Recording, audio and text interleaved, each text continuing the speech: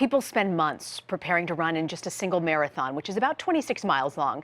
Now imagine this, try running a marathon every single day for 7 days straight. Well, that's what BethAnn Telford is about to do. She's competing in the World Marathon Challenge. So participants run a marathon on all 7 continents in the space of 1 week. So if you're doing the math at home, that's 183 miles total. And making this even more impressive, BethAnn Telford is also a brain cancer survivor. She joins me now from Washington. BethAnn, I can't believe that you started running marathons after you were actually diagnosed in 2005. What made you decide to start running? Well, I actually started running when I moved down to Washington, D.C. from Pennsylvania. Right after 9/11, I came down here to serve the federal government at the government publishing office. And everyone down here was running on the mall, going around to all the different monuments. But then my running took a whole different career after I was diagnosed in 2004 at the Marine Corps Marathon. And then I started just using that platform to raise awareness and funding for brain cancer research. It's remarkable because this marathon, this World Marathon Challenge, you have to run 183 miles, 7 days.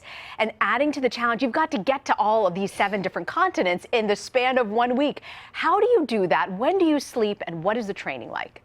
So the training's been quite wonderful. I have a great trainer that oversees all my different aspects of the training, from my yoga to my swimming to my biking and of course running. And the best part of the training has been I've been training with firefighters here right in the Washington, D.C. area, how they train to keep their jobs, going up high-level elevator stairs, and I've been training very hard with them.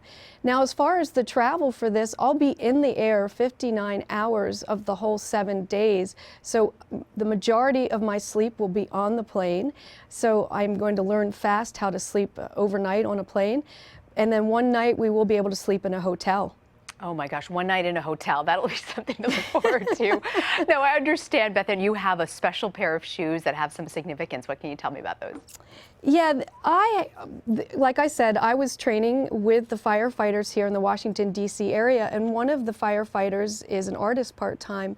And what we did is New Balance sponsored me, and we have 14 pairs of shoes. So my whole idea was to each marathon switch out 2 pairs of shoes. So halfway through the marathon, which would be a half marathon of course, I'd switch out shoes.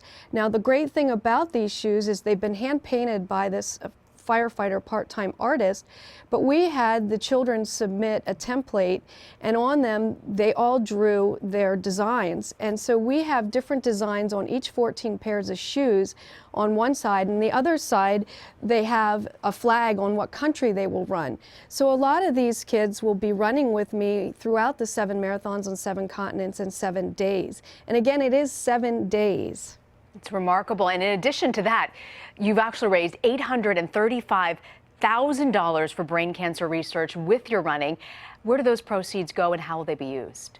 Yes, to date, I'm sitting here with $835,000. My goal was to hit $1 million by the time I reach Antarctica, which is January 23rd. So I'm truly hoping that that will come. I wanted to really make the $1 million goal. But all my money is going to Accelerate Brain Cancer Cure. They are a cutting-edge research facility that gives funding out to a lot of different facilities all over the world. They have given out $20 million in grants so far to 54 different institutions. And I just believe in my heart, I never went to go give a 501c3. I always gave my money to ABC Squared, and just feel that they are on this cutting edge of finding a cure for brain cancer. And that's 100% of my money, and 100% of everyone's money that gives for this cause is going to research to find a cure. You were diagnosed back in 2005. I'm wondering what your message is to people who might be watching right now. Well, my message is, even though I'm doing this epic event, I want to inspire hope and perseverance to so many that are out there fighting, not just from brain cancer, but any such situation that would cause them to have a setback in their life. But again, my finish line is not in Sydney, Australia, which is the last of the 7 marathons. My finish line is going to be when you announce, or the Washington Post on their papers, reads, "We found a cure for cancer." That is my finish line. So until then, I'm going to try to do events like this. I know it's epic, but for anyone out there, even these children that need to swing their legs alongside the hospital bed to walk the hospital corridor, is just that there's hope. And I've come over so many different obstacles with different brain surgeries and other surgeries because of this cancer, and I had to start out anew, and so can they. BethAnn, you are a picture of hope. We wish you good luck. And how do we track you over the next week?